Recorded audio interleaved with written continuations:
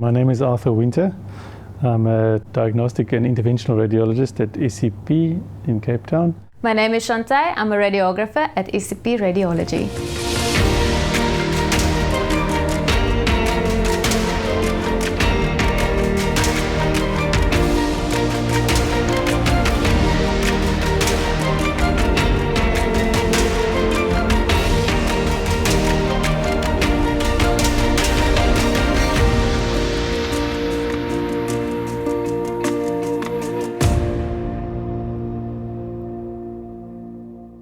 Interventional radiology is quite a wide concept because we're involved in many aspects of medicine and imaging. We do from general intervention to neuro-intervention, but our day-to-day intervention includes biopsies, interventional nerve blocks, drainage procedures. Those are the common things we do. Then there are many more specialized procedures that we can do in the department and in the interventional theatre, for instance.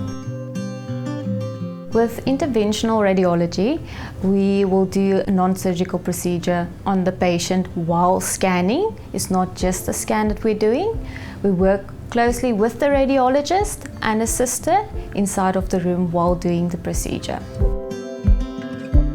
Mental preparation is important. Most important with mental preparation is getting information. What is it all about? What does it entail? And what you can expect.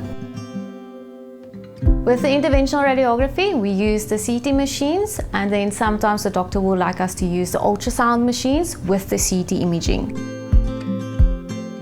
In terms of risk factors that we must be aware of, we always ask the patients about what medication they are on, because any blood thinners would be a relative contraindication for interventional procedures, or we might need to take certain steps to compromise for that. We therefore ask the patients about medication they use, is there a history of bleeding, etc.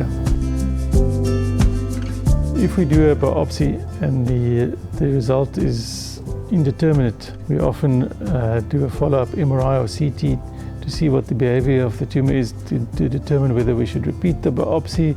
Did we have the wrong diagnosis on the initial scan? So that it does help, but that's really the exception. Usually the biopsy does give us the final answer. The difference between a core biopsy and a fine needle aspiration biopsy is the volume of tissue that we obtain. So the pathologists usually require adequate tissue, and the core helps them because they can see a significant portion of the tissue and they can do a lot of tests on that. But sometimes F&A is adequate. We can do a fine needle aspirate of a lesion and just give the pathologist a few cells, and that is enough to make a diagnosis.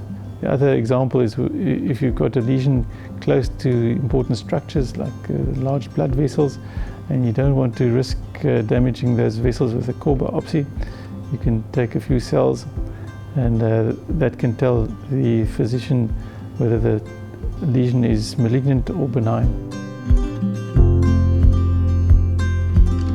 The patient will come from the ward, and the sister will then do the consent with the patient. The whole procedure will be explained to the patient so that they can understand what they're going to do. Check the blood results and check that the patient has stopped the blood thinners prior to the examination. The doctor will also come and speak to the patient and just make sure the patient understands the procedure. Once doctor has explained everything, the sister and the radiographer will take the patient inside the room and get the patient onto the CT bed.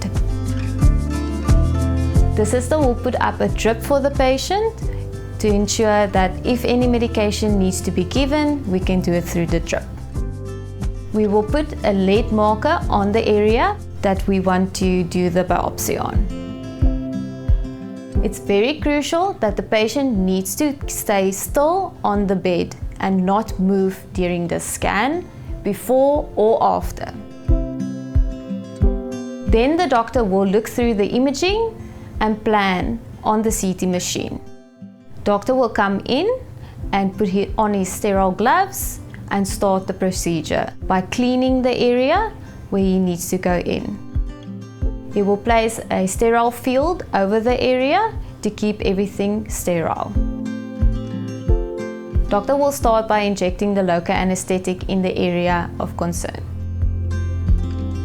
Doctor will then use the CT imaging to guide his needle to the area of interest. Once in the area of interest, he will collect samples that will be sent away to pathology. We will help the patient onto the bed and check their vitals. After that, they will go back to the ward. It depends on the procedure that is done, what the recovery would be. For instance, if we do a superficial biopsy of a thyroid, the patient can go home almost immediately. But if we do a lung biopsy, for instance, we want to make sure that there's no lung collapse afterwards or a pneumothorax. Generally, the patient will be observed in the ward for a few hours and have a post-procedure chest x-ray. Patients with liver biopsy, we want to make sure there's no bleeding afterwards, so they'll be admitted and observed for a few hours. So it depends on the procedure, but there's always a post-procedure follow-up.